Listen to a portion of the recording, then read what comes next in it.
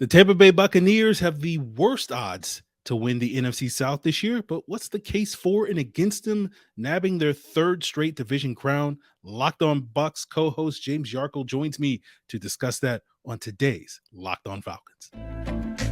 You are Locked On Falcons, your daily Atlanta Falcons podcast. Part of the Locked On Podcast Network, your team every day.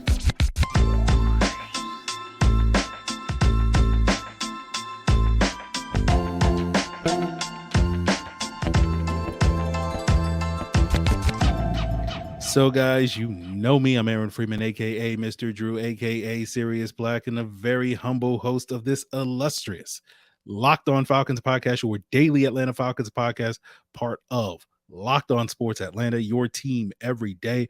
And we thank each and every one of you that makes us your first listen. Make sure you follow in their footsteps by subscribing or following for free on YouTube or wherever you listen to podcasts.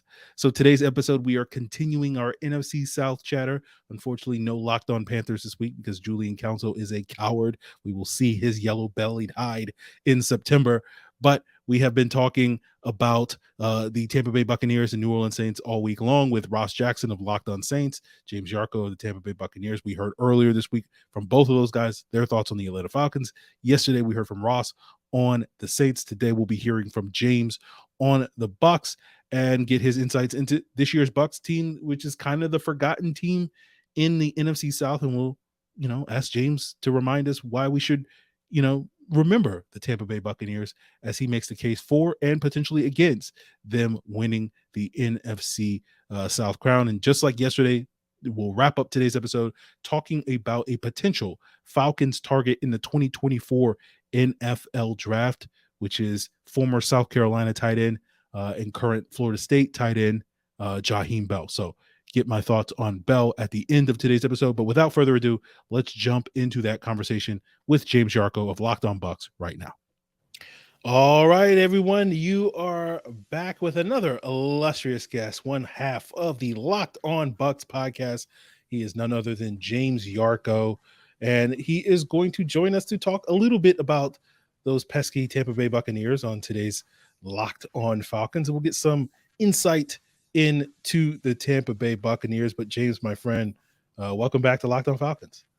It's a pleasure to be back. It's been a long time since you and I have gotten to do a show together. Of course, David Harrison, my co-host, does the crossover episode, so you guys get to talk every year. But yeah, it's been a long time. Excited to talk about the Buccaneers for all of the Locked On Falcons listeners. And have no fear, Falcons fans. I will be as fair as absolutely possible. Okay. We'll see. We will see. So, by all accounts, the NFC South is pretty much wide open. You can basically throw all the teams into a hat and pick a name out, and there's a pretty plausible chance that team can walk away leading the division. We know the Bucs have kind of dominated the division the last couple of years, but it's the end of the Tom Brady era, the beginning of the Kyle Trask, Baker Mayfield era. We'll get your thoughts on that, James, in that regard. But if we're, time traveling to roughly 6 months from now, and the Tampa Bay Buccaneers once again reign supreme in the NFC South, I'm just curious to pick your brain on what do you think will be the reasons for that? What is the case for the Buccaneers walking away with this year's NFC South title again? I think first and foremost, what a lot of it would boil down to is the health of the team. You go back to how disappointing an 8-9 finish was last season, and yeah, it won them the NFC South, but they did so with kind of a carousel of offensive linemen. It started with Ryan Jensen going down in day 2 of training camp. You had Ali Marpet retire. You had your starting left tackle, Donovan Smith, who is now with Kansas City. He gets hurt in week 1 against the Cowboys. You have Nick Leverett, who was supposed to be Ali Marpet's replacement at guard, tear his ACL in the final preseason game against the Colts. Then beyond that, you have Chris Godwin, who wasn't fully back healthy from his ACL tear. You have Shaq Barrett go down. You have injuries throughout the secondary. Antoine Winfield Jr. was on pace for an all-pro caliber season. He kept missing games due to injury. So I think it starts right there. This is still a football team with a lot of talent. Yet, yes, Tom Brady is gone. That whole era is over, as short and fun as it was. But Tom Brady came to this team 3 years ago because they had so much talent and couldn't get over the hump with Jameis Winston. So a lot of that talent still remains, but health was obviously one of the biggest factors last year. And then, another reason that they could go on to win the NFC South again is the replacement of offensive coordinator Byron Leftwich, who, Bruce Arians retires as the head coach. Todd Bowles is put in charge. Bruce Arians goes upstairs. Well, now Byron Leftwich doesn't really have, for lack of a better term, a babysitter. And you have to wonder, seeing how much the Buccaneers offense struggled last season compared to the first 2 years, what part of the offense was Bruce's and what part of it was Byron's? When Byron had the full reins, it was predictable. It was vanilla. It was boring. It was, absolutely no creativity whatsoever. They apparently felt that you couldn't send players in motion anymore once Byron Leftwich took over. So the invigoration of the youth and the excitement and the energy that Dave Canales is now bringing to the offensive coordinator position, coming from Seattle, being a guy that has worked under Pete Carroll since Pete Carroll was back at USC, is something that's really been exciting. And he's out there and he's energized and he's having fun with these players. And a big part of that, of course, is going to fall on the quarterback position, right? Is it Kyle Trask? Is it Baker Mayfield? A lot of people don't really remember or even realize that when Baker Mayfield was being jettisoned out of Cleveland wrongfully, in my opinion, the Seattle Seahawks were one of the teams that wanted him. Dave Canales wanted to work with Baker Mayfield as the Seahawks quarterbacks coach. Pete Carroll wanted Baker Mayfield to replace Russell Wilson. So he now has a quarterback that he already wanted in place. And I feel like Baker Mayfield has kind of gotten a raw deal, right? He wins a playoff game for Cleveland for the first time in like 30 years, then plays all next season with an injury, trying to battle through, trying to help his football team. They use it as an excuse to bring in Deshaun Watson. Well, now Baker Mayfield is sent to a sinking ship in Carolina with Matt Rule as the head coach. Doesn't get there till after training camp already begins, gets sent off to the Rams, who by that point had practice squad receivers to throw to. So I think if the Buccaneers are going to win the division, a big part of that is going to hinge on Baker Mayfield getting back to who he was in 2019, 2020 with the Cleveland Browns, and he has the talent around him to do it. I think that's a pretty compelling case for this Buccaneers team. That's something I noted on a previous episode. When you look at the supporting cast that the Bucs have, it's basically, for the most part, the same roster that they've been successful with the last couple of years, minus a couple of pieces. Obviously, one of those big pieces is Tom Brady. But if you just can assume that you can get good version of Baker Mayfield, I do think this Bucs team is potentially going to be formidable. And so it would not surprise me one bit if they emerged victorious in the NFC South. But we've heard the case for why the Bucs can win the division. James, I'm curious to pick your brain on what are some of the ways where the Bucs may fall short of those expectations, and we'll get into that as we continue today's Locked On Falcons. But first, guys, I want to tell you to take your first swing on betting Major League Baseball over at FanDuel, and you'll get 10 times your first bet amount in bonus bets up to $200. That's right. Just bet $20 and you'll land up to $200 in bonus bets, win or lose. That's $200 that you can spend on everything from money line to straight up bets, over unders, parlays, who's going to hit the first home run in a game, all on an app that's safe, secure, super easy to use. Plus, when you win, you get paid instantly. There's no better place to bet on Major League Baseball than FanDuel, America's #1 sportsbook. So sign up today and visit FanDuel.com/lockedon to get up to $200 in bonus bets. That's FanDuel.com/lockedon. FanDuel, an official partner of Major League Baseball.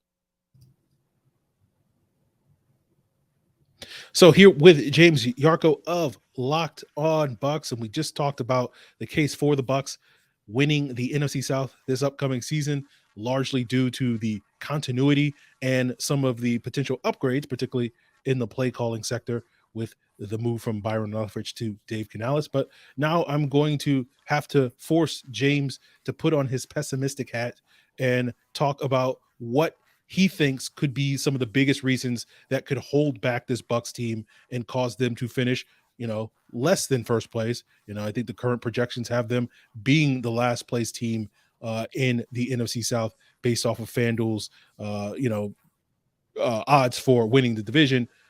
James, what do you think some of the biggest obstacles that the Bucs will have to overcome this year in order to make the playoffs?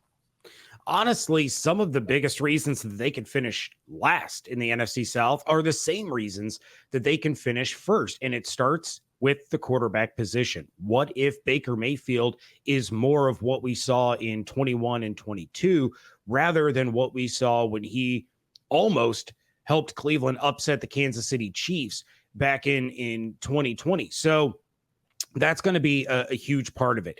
Is Baker that guy, or is he the Carolina, Los Angeles Rams guy? Which player is it going to be? And if it's more of the latter, are we going to see Kyle Trask, who, in my opinion, isn't the guy? He's just not. And I could be wrong. And I've said it on my show a lot. I've gotten criticized a lot for being so down on Kyle Trask. But all I can do is talk about what I have seen. And when I have seen Kyle Trask in person, it has been less than impressive. Now, he's had a few years under his belt. Dave Canales runs a completely different style of offense than Bruce Arians and Byron Leftwich were. And I don't know, maybe there's another gear that he can get to now that he actually has an opportunity, because you're sitting behind Tom Brady, right? You're not getting an opportunity unless there's an injury to him and to, I just forgot who their backup Blaine Gabbert. Yes, thank you, Blaine Gabbert. I just heard all I had was burned into my brain. He's lit up the Falcons way too many times for me to forget Blaine Gabbert.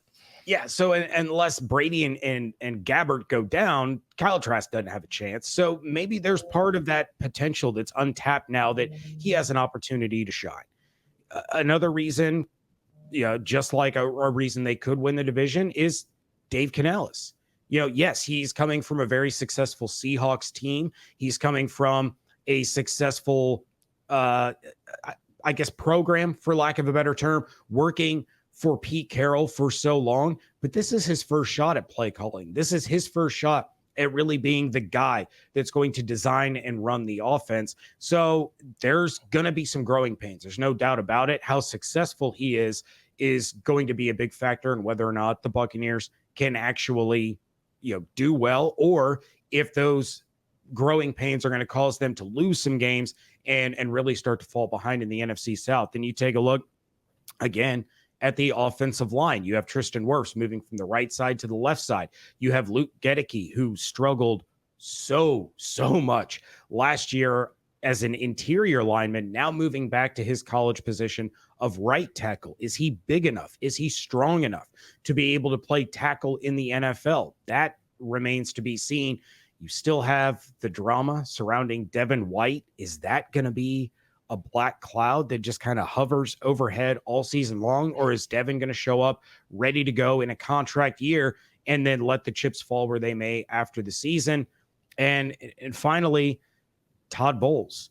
The jury's still out on Todd Bowles. Some think he had a fair shake in New York. I tend to lean more towards the fact that he really didn't get to make a lot of decisions that head coaches generally get to make when he was in New York.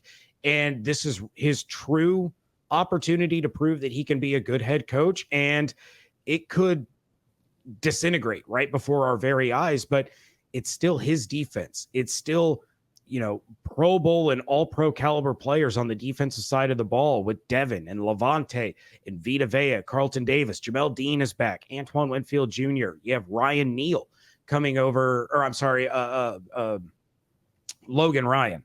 I always confuse that because there was Keanu Neal and Logan Ryan, and now there's anyway. You have the playmakers that fit perfectly in Todd Bowles' defense, but can he be the guy that oversees everything while still focusing a lot on the defensive side of the ball. So all of those things can come to a head and cause the Bucs to, as we talked about in the last segment, win the division. But all of those reasons could also be why FanDuel is right, why they are, so far in the odds category to win the division, why they're plus 700, and the closest to them, I believe, was Atlanta or it was either Atlanta or Carolina. That's like plus 350. So it's going to be really interesting to see how this all plays out, because I see the Buccaneers as like a 7 to 9 win team. I don't think they're going to win the division. I don't think they're going to make the playoffs, but I don't think they're going to be as bad as so many national pundits think that they will. And a lot of that is because I think Baker Mayfield is better than he's getting credit for. I think that's fair. That's kind of my general assessment. I would not pick the Bucs to win the division.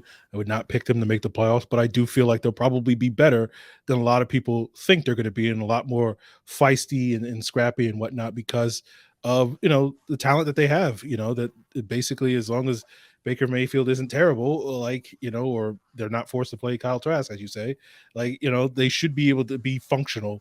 And particularly with that defense with Todd Bowles. Again, I think it's fair to question Todd Bowles as a head coach, but you cannot question Todd Bowles as a defensive coordinator with that in regard. So certainly I think the Bucs have some things in their favor. It's just those big questions that I think you raised for them to see if they can get a little bit more out of this upcoming season than I think a lot of people expect from them. But James, I really appreciate you coming in and sharing your thoughts on the Tampa Bay Buccaneers. Right. And let the people know, what are some of the things that you and David are getting into on Locked On Bucs over the course of this summer? Yeah, right now it's a lot of focus on the quarterback battle, of course. That's the topic Bucs fans want to hear about. That's what they want to talk about. That's what they want to debate, especially with such a large contingent of Bucs fans also being Florida Gator fans and thinking that we're not being fair to Kyle Trask. But, that is what it is. And then, of course, it's kind of that dead period. It's that time where we're taking a look at what other teams in the division are doing, what the projections are for the Buccaneers. We're taking a look at, guys like Devin White who are having these contract disputes. Can the Bucs afford to pay Devin White what he wants versus, still having to re-sign Antoine Winfield Jr. And if you have to choose between the two, what's the right decision to make? So, a lot of things going on over at Locked On Bucs right now. And of course, as training camp kicks off, man, that quarterback battle is going to be an everyday storyline. Yeah, I never, Falcon fans, we have to deal with Georgia fans, being upset with the Falcons, whether they draft Georgia players or not or whatever. I can't imagine what it's like dealing with all of those Florida teams, whether it's Florida State, et cetera, and the fans that kind of carry over with the Tampa Bay Bucs. I imagine that made the whole Jameis Winston saga very interesting, right? Florida State fans are the worst. Like of the major Florida colleges, Florida State fans are the worst. Every year there's a Florida State player that the Buccaneers absolutely have to draft. Sometimes people are right about it. Like there were, times when they were saying they should draft Dalvin Cook, they should draft Jalen Ramsey, they should draft these other guys. And then of course there was the Jameis Winston year, but it seems like the Seminole contingent always says that the draft class is a total and absolute bust if they don't take this specific Florida State guy. Not going to say they were wrong about taking Dalvin Cook over OJ Howard. That was not a good decision, but college fans they're a little nutty sometimes. Sometimes it's a good way. Sometimes it's a bad way. For those of you not watching on YouTube and listening on the podcast, there's a University of Illinois Fighting Illini block eye over my right shoulder. So you all know that my football team generally stinks. So I really don't, put too much stock in my collegiate fanhood. But yeah, college fans are nuts, especially between the Gators, the Noles, and the Canes. Yeah, I can imagine. Never really thought about that with all those Florida teams in Tampa Bay Buccaneer fandom sort of crossover and whatnot. I thought, just dealing with Georgia fans was enough, but I couldn't imagine dealing with 3 times the fervor from those Florida teams. But good luck, James, as you sort of endeavor that. I think Florida State's going to have a couple of guys this year, so you're probably going to hear a lot more about those guys and why the Bucs should draft them, next offseason. So I look forward to, watching those conversations, not necessarily engaging in them. But I really appreciate you coming on today's Locked On Falcons. Absolutely. It's my pleasure. Anytime, Aaron. Still more to come on today's Locked On Falcons. And speaking of Florida State prospects, we'll be talking about one that is potentially looming in the 2024 NFL draft cycle. That is former South Carolina transfer tight end Jaheim Bell, who's now with Florida State, part of a talented Florida State roster. And you'll get my thoughts on why I think he makes a ton of sense for the Atlanta Falcons as a potential target in next year's draft, coming up on today's Locked On Falcons.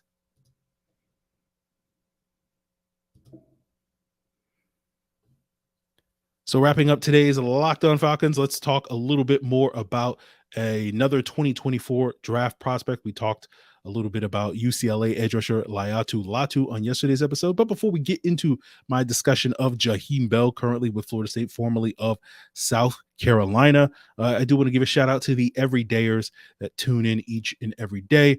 And for those of you that will continue to make Locked On Falcons your first listen next week, I hope you have a great weekend. But we will be kicking off our defensive positional previews, I believe, starting with the defensive line and talking about all the guys that we got to help Grady Jarrett this year and what type of season that will mean for those players as well as Grady Jarrett this upcoming season. So make sure you check us out on Locked On Falcons as your first listen, coming Sunday evening on YouTube and Monday on your preferred audio platform. But speaking of Jaheim Bell, he's a player that I watched quite a bit of in the last month or so, because watching South Carolina offensive lineman Javon Gwynn, who was a Falcons draft pick in round 7 this past year, I'm focused on Gwynn, but you're seeing all the other players in the South Carolina offense, like Spencer Rattler and Jaheim Bell and some of their running backs and whatnot.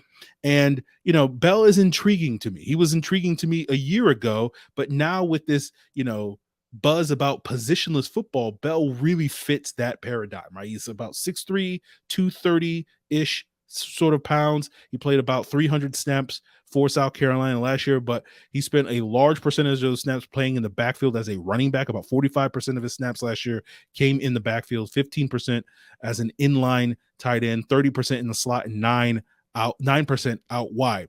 And then you go back to the previous year at South Carolina, where he was much more of a true tight end, with about 54% of his snaps in 2021 played inline, which is on par with what you would normally see from a tight end or a pass catching tight end in the NFL, as well as the collegiate level. And the player that Bell reminds me a lot of is basically Jonnu Smith. He's basically another Jonnu Smith. I imagine over the next 6 to 9 months, we'll hear a lot of player comps between Jaheim Bell and Jonnu Smith. Now, what's interesting about Bell is his running style in terms of like his gait and how he runs. It kind of reminds me of Kyle Pitts. He's not nearly as big or long or whatever. And I don't think he's probably as explosive as Kyle Pitts was. But, I think in terms of where he fits in Atlanta, he could fit in a variety of places, as he's played a bunch across South Carolina, right? We know Cordero Patterson is a free agent after this season. Keith Smith is a free agent after the season. So you have potential openings at the running back position, at the fullback position. Who knows what's going on with Jonnu Smith? He's under contract for the 2024 season, but, I think his cap hit is like $9 million. So, that's not necessarily something that is guaranteed to be kept on the roster if he does not necessarily have a productive year this year.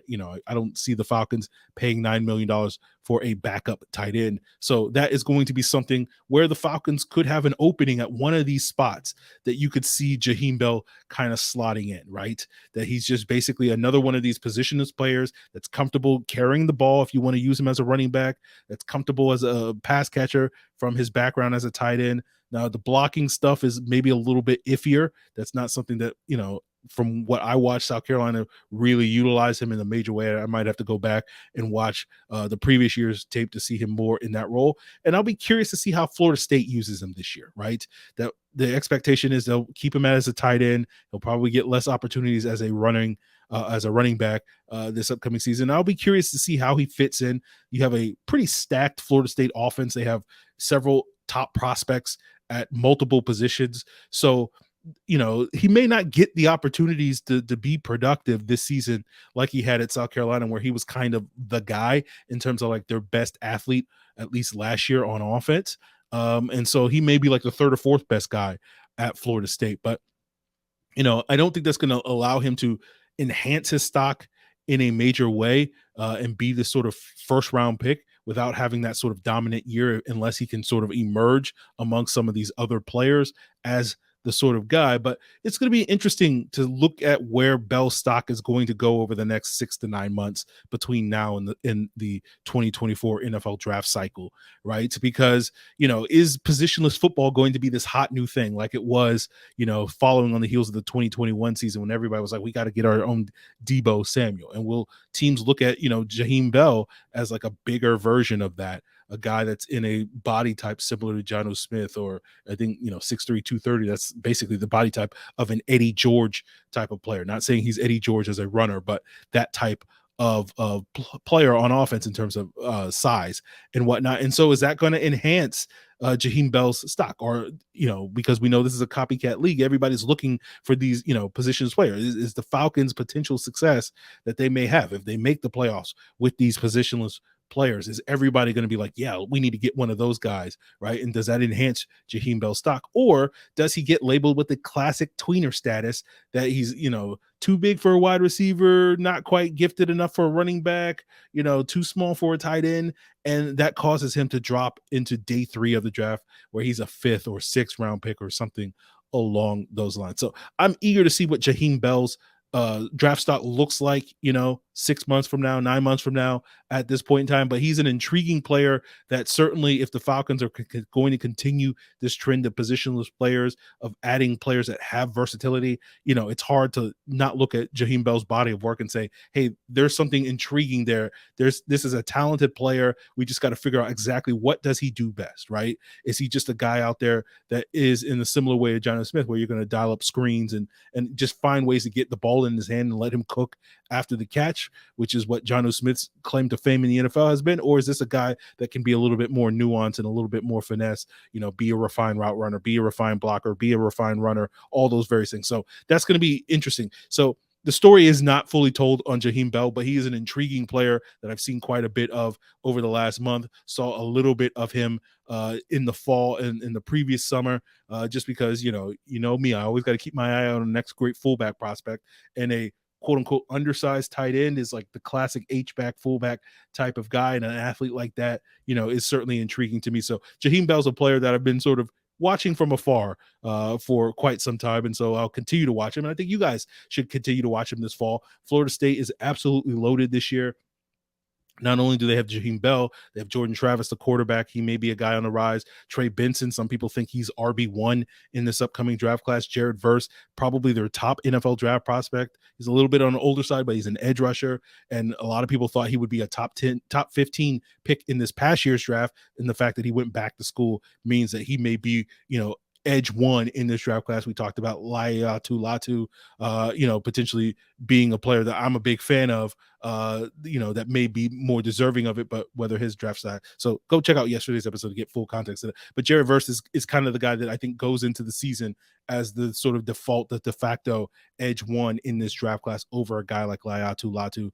You also have Johnny Wilson, who's like the 6'7" wide receiver. That's certainly intriguing. Arthur Smith loves his size. So, Auden Tate 2.0. And again, I don't know if Johnny Wilson is Auden Tate, but just a monster human being in terms of the size category. And I know, from what I understand, they also have a couple of other, defensive linemen and corners as well on the defense side of the ball that are expected to be pretty highly touted. So I think for those of you that aren't necessarily watching Florida State football this year, they are a team to check out a couple of them. They got the kickoff game against LSU in early September. I know LSU's got a couple of prospects. I haven't really watched a lot of them because he missed last season, but Mason Smith is this deep lineman that is apparently a monster. They have the wide receiver Malik Neighbors, the next great wide receiver from LSU. Harold Perkins is one of the, guys that was one of the stars as a freshman last year in the SEC. So that game is certainly worth your while. Check out Florida State LSU in September as a preview. I know I'll be watching it to watch Jaheim Bell and others in that game. But Jaheim Bell is a player to keep an eye on.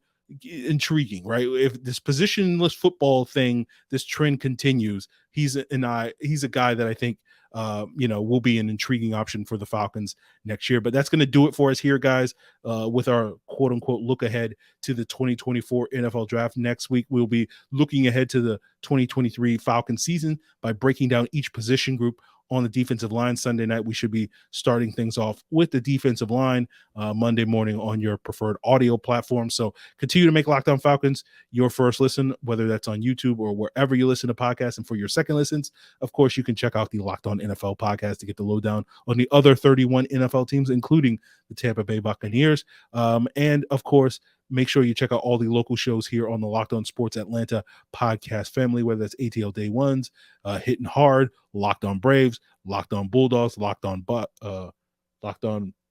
Braves, Bulldogs, and Hawks. I was like, the B words. It was just like, oh, it's all alliteration. I just went and, sorry, Locked On Hawks. I was like, what's the other Atlanta team? The Locked On Hawks, of course.